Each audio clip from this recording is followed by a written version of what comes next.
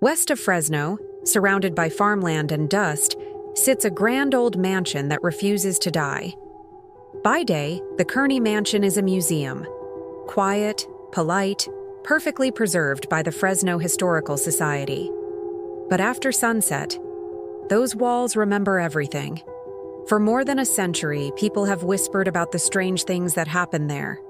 Lights that turn on when no one's inside, the sound of footsteps pacing the halls, and sometimes a man's deep voice whispering through the still air, "My land, my legacy." They say that voice belongs to Martin Theodore Kearney, the man who built this mansion and the empire that surrounded it. The Raisin King, True History. Martin Theodore Kearney was born in Liverpool, England in 1842.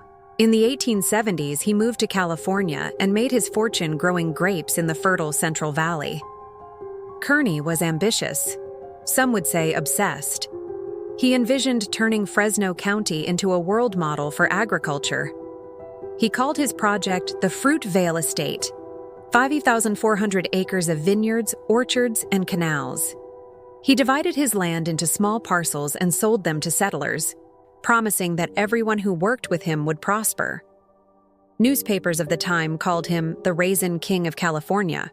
Kearney's power grew, and so did his pride.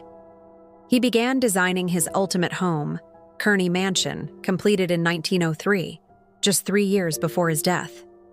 It wasn't a castle, but it was close. A 2-story French Renaissance-style estate, complete with imported wallpaper, custom fireplaces, and hand-carved wood from France. It became the center of his empire, a place for elegant parties, business meetings, and grand visions of the future. Kearney didn't stop at the mansion. He began drafting plans for a castle that would stand at the end of the park, S. Long Boulevard. He hired architects from Europe and even ordered materials from overseas.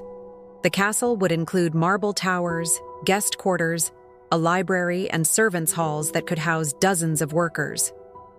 But fate had other plans. In 1906, while traveling in Paris, Kearney suddenly fell ill with pneumonia. He died at the age of 63, never returning to see the land he loved so deeply. His body was brought back to Fresno, and he was buried in Holy Cross Cemetery. After his death, ownership of the mansion passed to the University of California, but the university eventually sold it to Fresno County. By the 1960s, the Fresno City and County Historical Society took over its care, preserving it as the Kearney Mansion Museum we know today. But even with all that preservation, something about the mansion feels alive. Visitors still talk about the heaviness in the air, like the walls are holding their breath. Over the decades, stories have piled up. Security guards say they've heard footsteps upstairs when the building was locked. Tour guides report cold spots that follow them from room to room. And several visitors have sworn they saw a man standing by the parlor window, tall, broad-shouldered, wearing a dark suit. When they blinked, he was gone. Some believe it's the ghost of Kearney himself, pacing the same halls he once ruled, protecting his mansion from time and neglect. Others say they've smelled cigar smoke drifting through the hallways, the same kind Kearney smoked every night before bed. Paranormal teams have investigated the site for years. In 2023, during a late-night session, one team recorded a faint EVP near the staircase, a man's voice saying, "Still here?" Another captured a photo of a dark figure in the upper hallway, right where Kearney's portrait hangs. The Fresno Bee has even listed the mansion among the most haunted locations in the county. But not all of Kearney Park's ghosts belong to him. There's another spirit said to wander the outskirts of the estate, a woman known as the White Witch of Kearney Boulevard.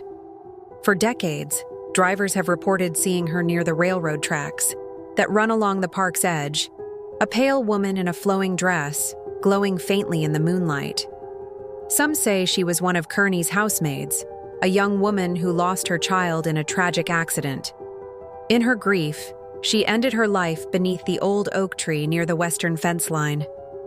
Her spirit is said to call softly for her son, her voice carried by the wind through the orchards. Locals believe that if you ever make eye contact with her, she follows you home. The Fresno Historical Society dismisses it as folklore, but park rangers, they won't go near that part of the grounds at night. Even today, staff members report strange occurrences. A tour guide once heard a door slam upstairs when she was the only one in the building.